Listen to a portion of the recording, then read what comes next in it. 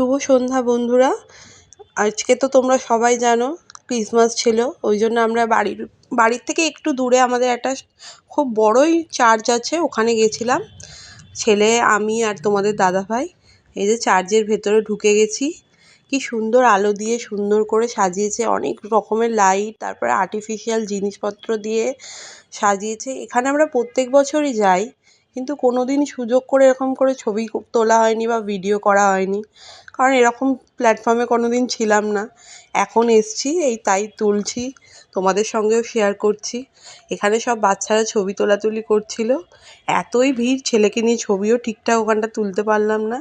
এই যে দেখো ভেতরে সব, এখানে মাদার মেরি রয়েছে, আর সঙ্গে একটা ছোটোখাটো পাশে অনুষ্ঠানও হচ্ছিল, ওই ক্লিপটা মনে হয় নেওয়া হয়নি।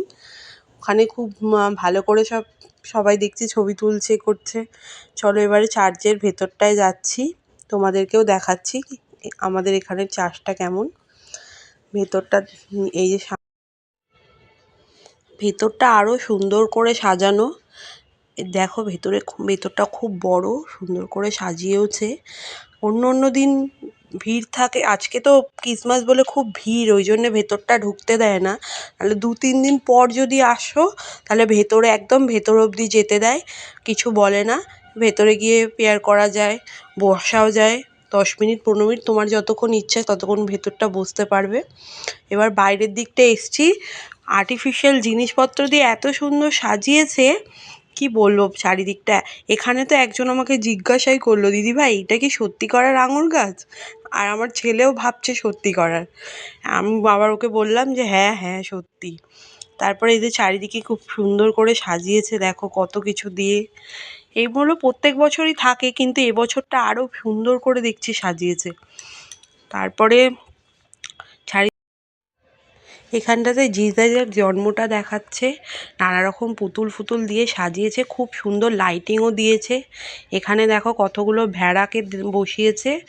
আর এই যে এখানটা আবার একটুখানি দূরেই, আর একটু দূরে গেলেই মাটির সুন্দর সুন্দর জিনিসপত্র তৈরি করছে কুমোর, সেগুলোও রয়েছে। নানান রকমের জিনিস করেছে, দেখলে মনটা একদম ভরে যাবে। সারা সন্ধেটা খুব ভালোভাবে কাটালাম চারিদিকে ঘুরে। এখান থেকেও গিয়ে আরও এক জায়গায় চার্চে যাব। এখানে আবার ছেলে বায়নাও করছে, মা তাড়াতাড়ি করে নাও, ঘুরে নিয়ে তারপর আবার খেতে যাবে। ওর তো সারাক্ষণ কিছু না কিছু খাবে বলেই চিন্তা ভাবনা করছে। এখানে ছবি টবি তুলে নিয়ে এই যে যাবো, আবার একটু বাইরের দিকে বেরোবো। বেরিয়ে বাইরে তো এত সুন্দর মেলা বসেছে, ছেলেকে এখন আটকে রাখাও মুশকিল, কী যে বায়না করবে তার ঠিক নেই।